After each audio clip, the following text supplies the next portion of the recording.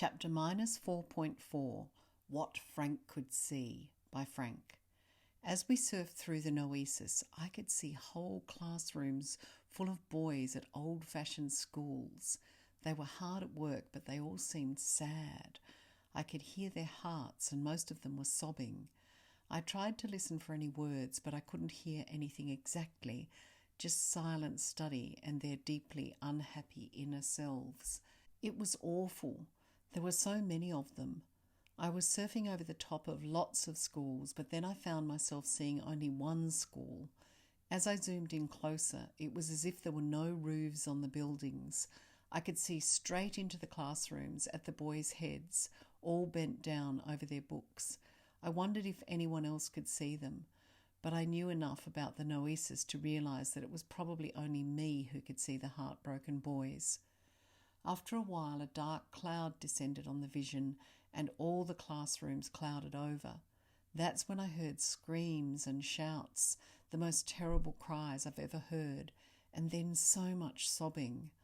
I found it really sad, and while I was thinking about the boys, I lost my footing on my board. Miguel sped over to me, the wings on his wheelchair swooping up and down. "You okay?" he asked. "Not really," I said, as I told him what I'd seen. "Okay," he said, "return to the cliffs. I'll travel with you. Come on." Miguel and I left the others and headed for the cliffs. Once we were there, I sat on a patch of grass and felt like weeping. I don't cry much, but on that morning I felt grim. Miguel roared at the Noesis. "No lies!" "What?" I asked. "I'm just making sure that what you've seen isn't part of any lying that evil might have planted." "Could it be?" "There's always a chance," said Miguel, "but that doesn't mean that it is. Don't worry. I have authority to roar at the Noesis. It won't take offence." I smiled. "So you know what you're doing?" I asked. Miguel grinned. "Always," he said. When the others joined us, Miguel and I had cooked quite an impressive breakfast. Miguel told me that he liked campfire cooking, so he conjured up a fire, put several fry pans onto it, and fried sausages, eggs, waffles, and pancakes. And then he produced all sorts of fruit, big mugs of coffee and chocolate, and a pot of tea. "And the best thing of all," he said, reaching into his pocket, "Noesis ice cream." "Where did you get that?" asked Jax, looking envious. "I met someone in the Noesis," said Miguel. "Before I saw you," he added, grinning at me. "Not your girlfriend?" asked Jax. "I'm not saying a word," said Miguel, but he looked very happy. Chapter -4 Debrief by Frank. Blizzard told me that he was pleased that I'd seen classrooms of boys in the Noesis, even though they'd been unhappy. "It's good," he said. "Bauium has been telling us about whole schools of children who are sad. We've known that we needed to do something, but we didn't know what." "My vision doesn't tell us what to do, though," I said. "Not yet," said Blizzard, "but it will." "That's right," said Miguel. "Visions you have in the Noesis often become more clear as time goes on. Sometimes you might have dreams that add information, or you simply begin to know." Looking at Minnow and Sky, Jax asked, "What did you see?" "Stella's ship," said Sky with a big smile. "The Pirate Queen," said Miguel. "Excellent." "I saw fish," said Minnow. "Schools and schools of fish." "Interesting," said Blizzard. "Who knows where that'll lead? You're the dreamer, so I expect you'll start having some nighttime dreams. It'll all become clear. Don't worry." "I also saw a horrible old school," said Minnow.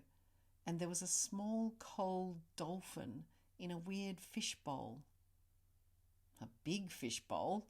asked Ben. "It was big," said Minnow, "but the dolphin looked really sad, and it sent me a message by telepathy." "What did it say?" I asked. Minnow looked uncomfortable. She sighed. "It told me that its name was Blizzard." "That's weird," I said. Blizzard nodded. What did the school look like? He asked. Just old, said Minnow, and creepy. Blizzard shuddered. Sounds ugly, he said. What about you, Ben? Anything? Ben looked down. I saw Invictus, he said. Really? Asked Minnow. Yes, said Ben, and he didn't look very happy. Minnow sighed. Oh, man, she said. Do we have to befriend him? Jax frowned. Of course not. Would you want to be befriended by someone who groaned about it? No, said Minnow. There's your answer, said Blizzard, grinning. Don't forget, Jeremiah was a bullfrog. Minnow laughed. Oh, good, she said. I'd forgotten about staying chilled. So chilled, said Blizzard. Minnow grinned. Now, said McGarl, I think the Frankster has given us a major clue. The boys in the sad schools. Maybe my fish are a message about schools, said Minnow, and not so much about the fish. Blizzard nodded. Could be, he said. We'll talk it over with Barwiam. I have a question, said Ben. Shoot, said Blizzard. How come you and Orpheus are called time wizards, but Angel, McGarl and Decker aren't? Blizzard stared at Ben, his eyes warm and kind. Titles don't really matter that much, he said. But we know that Stella's a time pirate, said Sky. Why isn't she known as a time wizard? And all the time fairies, said Minnow. Aren't they time wizards too? McGarl laughed.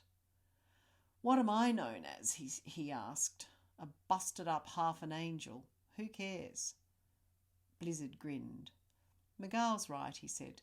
Titles aren't that important. Some just stick. But I don't see myself as the time wizard. I'm one of many time wizards. I frowned. But everyone thinks of you and Orpheus as the main ones, I said. Maybe one day they'll see you and Minnow as the main ones, said Blizzard. I shrugged. I don't mean I want to be, I said. McGarl cleared his throat. I'd like to be known as the busted up half an angel, he said, so please always introduce me as that. And I'd like to be the worst musician of all time, but he tried, said Decker, his face beaming. Okay, said Ben. Titles aren't important. Is that what you're saying? Blizzard gave Ben a high five. It's never a good idea to want the biggest and best titles, he said. Remember the thieves, Overlord and Baroness? Ben pulled a face. I'm cured, he said. Ben the best, said Blizzard.